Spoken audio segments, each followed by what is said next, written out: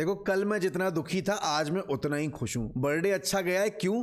क्योंकि भाई एक तो मेरी बीवी ने यहाँ पर इतनी अच्छी डेकोरेशन की, इतना अच्छा सरप्राइज प्लान किया, और दूसरा यहाँ पर भाई चेल्सी और लिवरपूल ने मेक श्योर किया कि ये यार इसका बर्थडे खराब नहीं होना चाहिए, वो जाके पॉइंट्स ड्रॉप करके आए। तो इस मौके पे भाई तुम मुंह मीठा करो यार, तुम केक खाओ यार, इतना स्वादिष्ट केक है ये, तुम केक खा के मुंह मीठा करो, सेलिब्रेट करो ना सिर्फ मेरी बर्थडे बल्कि जो हमने गर्नाचो चिपकाया आपकी चेल्सी को।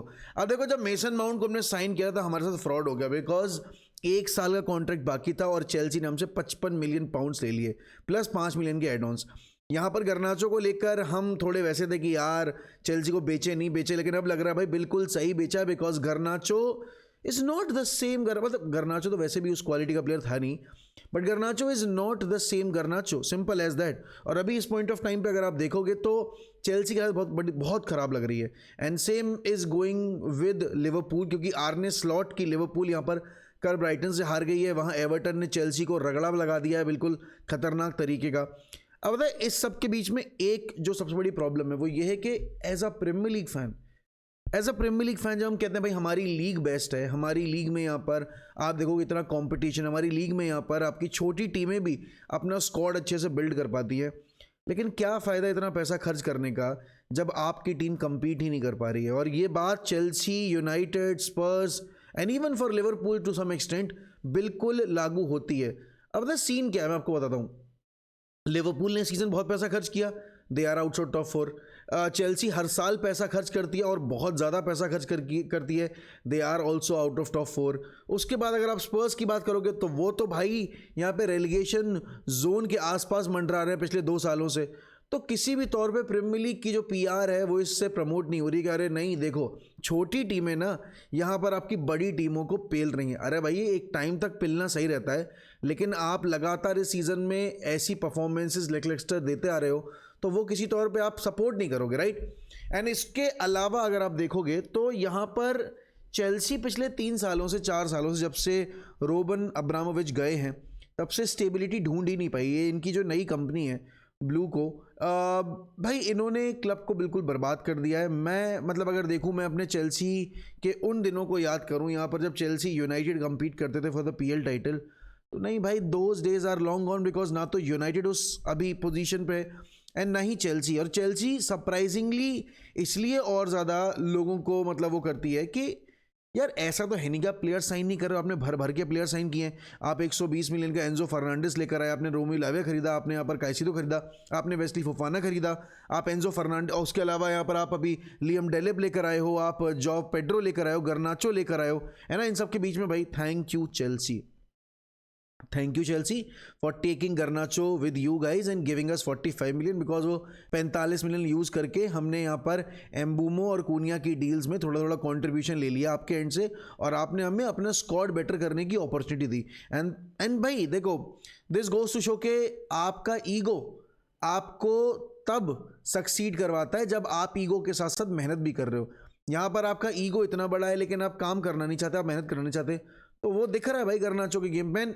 Chelsea defensively is all over the place.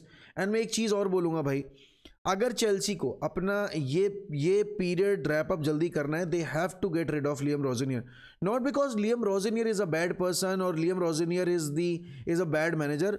Liam Rosenior is not the manager that Chelsea needs right now, and Liam Rosenior can never be the manager that Chelsea or any big club would ever want at their club. क्योंकि भाई वो बंदा देखो, पहली बात तो वो अच्छा खासा काम कर रहा था यहाँ पर स्ट्रासबर्ग में, उसको पता नहीं क्यों लेकर आ गए, एंड 6 साल का कॉन्ट्रैक्ट दिया है यहाँ पर लियम रोजनियर को।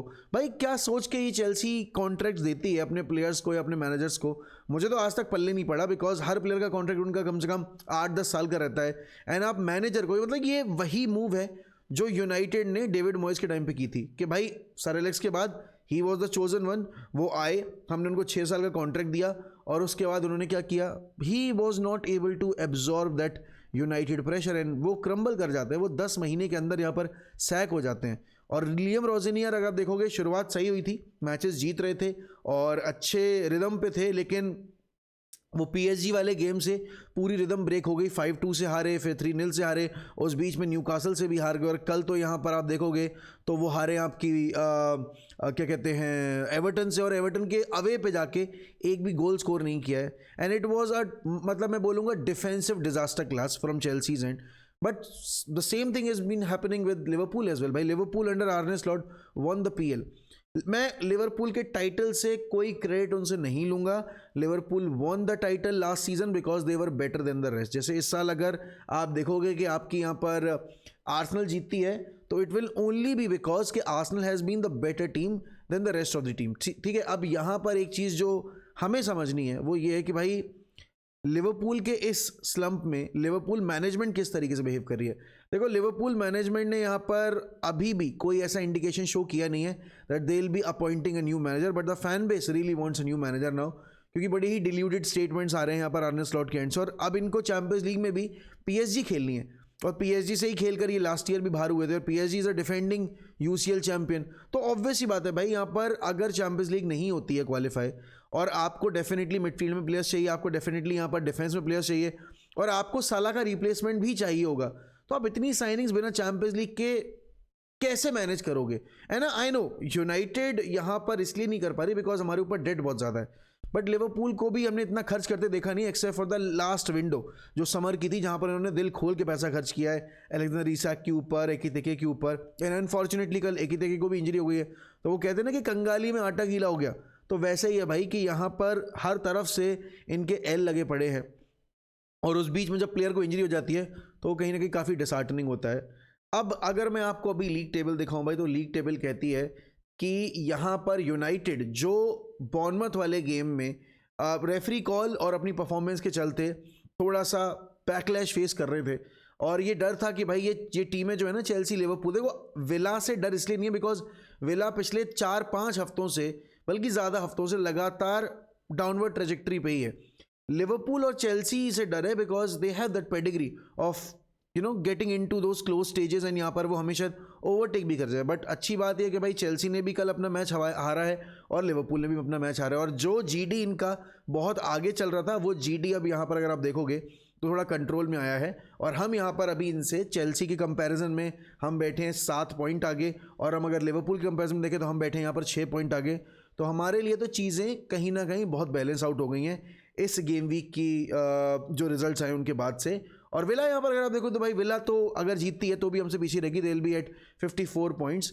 बट इन सब के बीच में भाई, इन सारे क्लब्स की न्यूज़ के बीच में ट्रांसफ़र न्यूज़ भाई बहुत सही आई है, और क्योंकि फेब्रिजियो रोमानो ने ही अब यहाँ पर ये वेरीफाई कर दिया है कि भाई देखो ऐसा है कि ब्रूनो गुमरेश के साथ जो भी न्यूज़ आ रही है वो हकीकत है, वो कोई ऐसा नहीं कि हम हवा में तीर चला रहे हैं। ब्रूनो गुमरेश के साथ यहाँ पर आप देखोगे तो उनके एजेंट के साथ बैठकर मीटिंग हुई है, and the club is very serious of getting Bruno Guimaraes on board for the upcoming summer window. तो आप सबको पता है भाई कि न्यूकासल के साथ हमारे कैसे रिलेशनशिप हैं, not just because of the last window, but पहले भी यहाँ पर हम न्यूकासल से बिजनेस नहीं करते हैं बिकॉज न्यूकासल और यूनाइटेड दोनों एक दूसरे को वो कहते हैं ना आई टू आई, वो नहीं देखते, वो फूटी आंख नहीं सुहाते हैं। तो अब ऑब्वियस सी बात है ये डील बड़ी मुश्किल होगी because Bruno Guimaraes is a Newcastle captain, और जितना पैशनेटली वो खेला है न्यूकासल के लिए, he shares a very strong bond with the Newcastle fan base, and Newcastle fan base I don't think would entertain this deal. But अगर United यहाँ पर इस डील को लेकर काफ़ी सीरियस है, एंड अगेन इसमें टोनाली का भी नाम आता है, तो भाई United are definitely going to try, because हमने देखो जिस तरीके से यहाँ पर आपके एम्बूमो के लिए, कूनिया के लिए within the Premier League try किया था, वो बहुत बड़ा डिफरेंस मेकर था। और अच्छी बात यह कि वी आर गोइंग फॉर आपके एक्सपीरियंस प्लेयर। अब देखो इस पोजीशन पे कैसेमीरो की जगह पर अगर आप किसी मिडफील्डर को लेकर आ रहे हो तो आपको यूथ नहीं टारगेट करनी है, आपको एक्सपीरियंस ही टारगेट करना है, और ब्रूनो गुमरेश वो प्लेयर है या टोनाली वो प्लेयर है जो आपको वो स्टेबिलिटी दे सकते हैं, वो एक्सपीरियंस लेकर आ रहे हैं, चैंपियंस लीग का भी लेकर आ रहे हैं, और वो लीडरशिप क्वालिटी भी लेकर आ रहे हैं। डेफिनेटली एलिट एंडरसन टारगेट है हमारे, बट प्रॉब्लम ये कि भाई Elliott Anderson is very close to joining City, and again City के प्रोजेक्ट से चाहे हम जितना भी कहें हम compete नहीं कर सकते, इवन एंड आपके जो पेप का सीज़न है, जो पेप की फ्यूचर है वो अभी अनडिसाइडेड है, अनक्लियर है। तो हाँ मतलब आप देखोगे तो ब्रूनो गुमरेश अगर आते हैं, he will cost us around 70-75 million euros. I think that's a fair deal for a 28-year-old midfielder. और मुझे पता है बहुत सारे लोग यहाँ पर ये बोल रहे हैं, उनको डर है कि यार सुनो, ब्रूनो गोमेरेज यहाँ पर एजिंग प्लेयर है, तो क्यों यूनाइटेड अपना पैसा, क्यों हमारा क्लब अपना पैसा एक एजिंग प्लेयर के ऊपर इन्वेस्ट कर रहा है? भाई सबसे पहली बात तो midfielders at 28 years of age या फिर कोई भी फुटबॉल प्लेयर हो स्टार्ट्स टू पीक अपने करियर के अंदर। वो अर्ली पीक करने वाले प्लेयर्स भी होते हैं, लेकिन फिर उनका डाउनफॉल भी बड़ी जल्दी आता है। वो 28-29 तक आते आते बिल्कुल ड्रेन आउट हो जाते हैं। बहुत कम ऐसे प्लेयर्स हैं जो आपकी 20, 21, 22 की एज में पीक कर रहे हो और फिर बाद में आके यहाँ पर उस मोमेंटम को कंटिन्यू रखें 32-33 की एज तक। और अच्छी बात ये देखो, मिडफील्डर का जो करियर है वो 34-35 तक आराम से चलता है।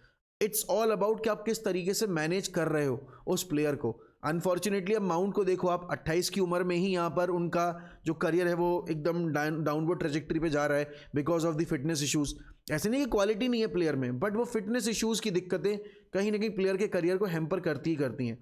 तो यूनाइटेड अगर यहाँ पर ब्रूनो गोमेरेज को लेकर सीरियस है तो भाई बहुत अच्छी बात है, because we need actually to bring somebody with experience and with that calibre.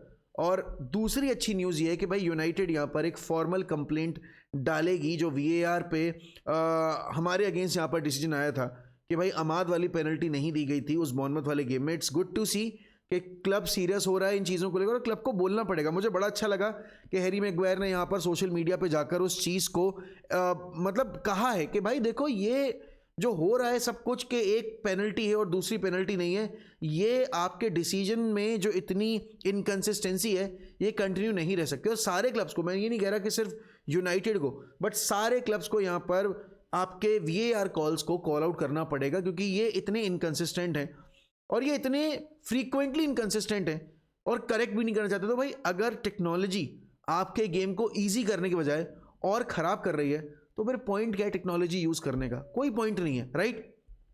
तो भाई देखो ये तो बड़ा सही डिसीजन है अगर हम जाते हैं और इस पूरे सिनेरियो को आगे जाकर ऊपर कंप्लेंट दर्ज करते हैं। बिकॉज देखो अगर आगे चलकर खुदा ना खास्ता अगर हम चैंपियंस लीग कैंपेन 2 पॉइंट से मिस आउट कर जाते हैं तो भाई ये गेम हमें बड़ा दुख देगा, क्योंकि इसी गेम के चक्कर में आप चैंपियंस लीग मिस आउट कर सकते हो।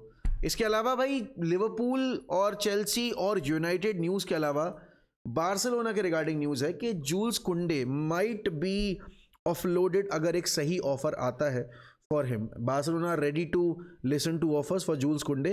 तो देखते हैं भाई क्या होता है यहाँ पर, जूल्स कुंडे रुकते हैं नहीं रुकते हैं। अब आज यहाँ पर आपको पता है कि मैड्रिड डार्बी भी है, आज आपको पता है कैराबाओ कप का फाइनल भी है, और थोड़ा सा ही बात करूँगा इस टॉपिक पे। बट अगर आप देखोगे तो देखो आर्सेनल और सिटी ये दोनों वो टीम है जो पिछले 4 साल से PL टाइटल की कम्पीट कर रही हैं, क्योंकि अब उसमें बीच में एक लास्ट ईयर लिवरपूल जीती है, बट उस टाइम भी आपकी यहाँ पर आर्सेनल तो थी ही थी। लिवरपूल और आर्सेनल फाइट किए लास्ट सीजन, सिटी नहीं कर पाई बिकॉज सिटी का 2 साल से परफॉर्मेंस बड़ा ख़राब रहा है। इस साल भी सिटी ने पिछले साल वाली परफॉर्मेंसेस रेप्लिकेट की हैं, बट डिफरेंस ये है कि last year it was Liverpool जो कम्पीट कर रही थी यहाँ पर टाइटल के लिए, इस बार लिवरपूल नहीं है। तो चेल्सी आपकी यहाँ पर सिटी जो है वो कम्पीट कर रही है। अब सीजन की पहली ट्रॉफी है ये, और हम सबको पता है आर्सेनल जिस पोजीशन पे है, they are competing for a quadruple. They are in there for Champions League, they are in there for the Premier League title and they are about to win the Premier League title, they are in there for the FA cup as well, and यहाँ पर आप देखोगे तो they are in there for the Carabao Cup. और आज तो final भी है कैराबाओ कप का। दोनों टीमों को देखूंगा, देखो अभी भी मुझे लगता है कि city can come up with the goods, और मुझे लगता है सिटी जीतेगी, क्योंकि बहुत ज़्यादा हो गई चीज़ें कि पेप नहीं कर पा रहा है, Pep is not pepping this that ऐसा वैसा। I feel City will come up with the goods and City will defeat Arsenal and they'll stop Arsenal from winning the quadruple. Not because I don't want them to win the quadruple, but मुझे लगता है कि भाई city इतनी ख़राब तो नहीं हो सकती कि फाइनल में भी स्टेप अप ना करे। तो ये डिपेंड करता है प्लेयर्स के ऊपर, वो किस तरीके से इस चैलेंज को एक्सेप्ट करते हैं। एंड टॉकिंग अबाउट आर्सेनल भाई, even if they don't win tonight भाई, they have opportunity to complete the European treble. और हम सबको पता है जितनी टीमों ने अपना पहला UCL जीता है पिछले 4 सालों में, भाई वो दोनों टीमें सिटी और PSG यूरोपियन ट्रेबल कंप्लीट करके ही चैंपियंस लीग की ट्रॉफी लिफ्ट करके गए। तो अगेन अगर आर्सेनल कर जाती है भाई, they will have a big say and they will brag about it, because why not भाई, अगर मेरी टीम जीतेगी यूरोपियन ट्रेबल तो मैं भी ब्रैग करूंगा। तो हाँ, इट्स अंडरस्टैंडेबल। और दूसरा मैच है यहाँ पर आपकी मैड्रिड डार्बी का, और सैंटियागो बर्नाब्यू पे आपकी रियल मैड्रिड होस्ट करेगी एटलेटिको मैड्रिड को। पिछली बार जब ये दोनों टीमें भिड़ी थी आपस में तो एटलेटिको मैड्रिड ने अपने होम पे बुला के 5 गोल मारे थे, बट कहा यह जाता है कि भाई एटलेटिको का होम ग्राउंड जो है उसकी टर्फ इतनी खराब है कि टीमें आके वहाँ स्ट्रगल करती ही करती हैं। बारसा को हमने देखा है, स्पर्स को हमने देखा है, मैड्रिड को हमने देखा है, तो हाँ मतलब ये काफ़ी एक बड़ा डिफरेंस मेकर हो कि आज एटलेटिको अवे फ्रॉम होम खेल रही है तो उनके पास वो अपनी ख़राब टर्फ का एडवांटेज नहीं होगा, जहाँ पर वो तो बड़े कंफर्टेबल है बट बाकी टीमें नहीं होती हैं। तो मेरे हिसाब से देखो भाई, मैड्रिड जिस तरह के मोमेंटम पे है, जैसा परफॉर्मेंस था उनका मैन सिटी के अगेंस्ट, उसके बाद अगर वो आज लीग में अच्छा परफॉर्म नहीं करते हैं तो फिर वो इनकंसिस्टेंट रन जो है उनको शायद चैंपियंस लीग में भी हेल्प ना करे। एंड एटलेटिको अगर आप देखोगे स्पर्स वाले गेम में थोड़ा झटका लेकर आई है, बिकॉज स्पर्स वाकई बहुत अच्छा खेली उस गेम में, और हो सकता है अगर किंग्स की ने वो गलतियां नहीं की होती तो शायद स्पर्स यहाँ पर एटलेटिको को पटक भी सकती थी, या कम से कम डीपर स्टेज में तो ले ही जाती वो गेम पेनल्टीज वगैरह तक।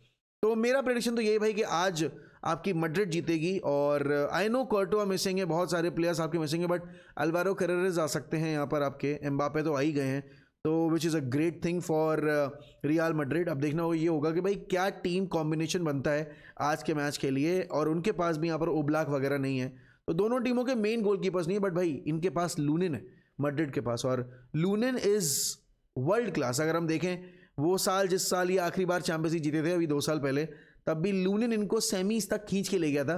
फाइनल में जाकर यहाँ पर आपने कोर्टोआ को देखा था, ऑल्दो फाइनल में उसकी मैच विनिंग परफॉर्मेंस थी, बट मैं बता रहा हूँ कि लूनिन भी उतना ही गुड है, उतना ही अच्छा है और उतना ही इफेक्टिव है फॉर रियल मैड्रिड।